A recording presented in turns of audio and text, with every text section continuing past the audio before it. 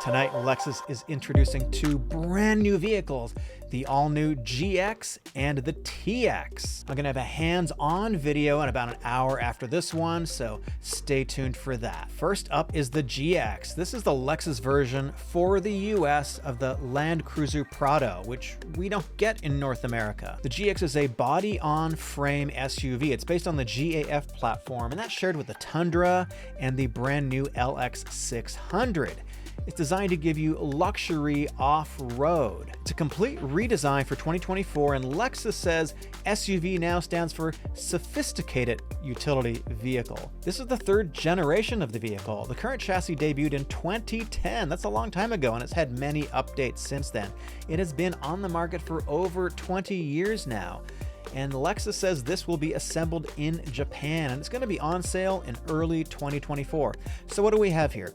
We've got two engines. The base engine is a 3.4-liter V6 twin-turbo. It makes 349 horsepower and 479 pound-feet of torque. That's a pretty big bump up from the outgoing 301 horsepower V8, and it has made it to a 10-speed auto.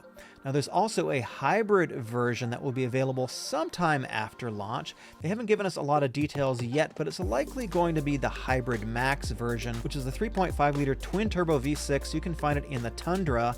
In that vehicle, it makes 437 horsepower and close to 600 pound-feet of torque.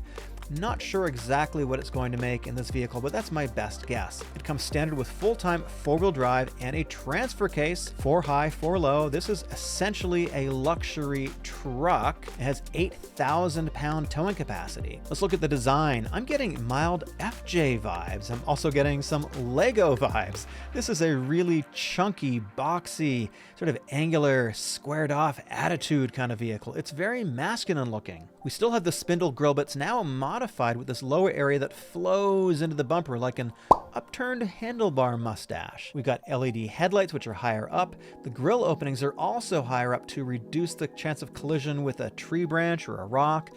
And this profile is just really muscular looking. The A-pillars move back, it's got a lower belt line for better visibility, and it has more ground clearance. And of course at the back we have the classic Lexus light bar, and we get a standard power hatch. The interior, of course, has been completely updated. This is based on the design aesthetic established by the brand new Lexus RX. Lexus is moving to this driver-centric cabin design. In the center, we've got a 14-inch touchscreen. That's standard. We can get optional heads-up display. We've got wireless Android Auto. We've got Apple CarPlay, and we have some physical climate control knobs. The seats are both heated and ventilated standard, and the second row can be powered or manual. You get 6 charging ports, 12 cup holders, and you can get an optional third row as well. And this is just a little bit bigger than the last generation. It's almost 4 inches wider, and in the Overtrail package, it's almost 2 inches longer than the current generation, and this rides on 33-inch tires, 18-inch wheels, and this Overtrail package has a host of features, including two-tone paint. I'm going to take a look at that in person. But now let's talk about the TX. The TX is the Lexus twin to the Toyota Grand Highlander that they just launched recently. I was at that launch in Hawaii. This is a 3-row SUV, and this is made specifically for the US market. This is actually going to be built alongside the Grand Highlander, and it's based on the GAK body platform, and this is going to be built at the Toyota manufacturing plant in Indiana. Now we get 3 powertrains. We get a 2.4-liter gas turbo engine making 275 horsepower. You can get front-wheel drive or all-wheel drive.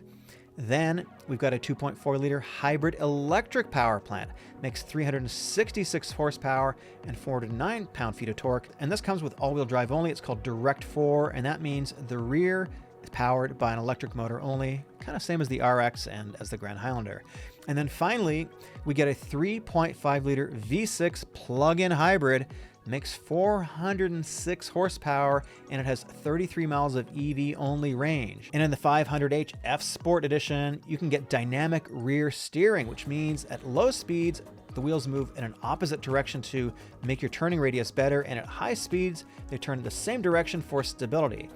And of course, the big news is in the third row, this is big enough to fit adults back there comfortably.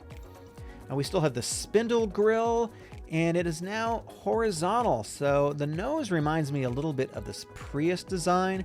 And of course, in the rear, we have this Lexus light bar, and it comes with anywhere from 20 to 22-inch wheels.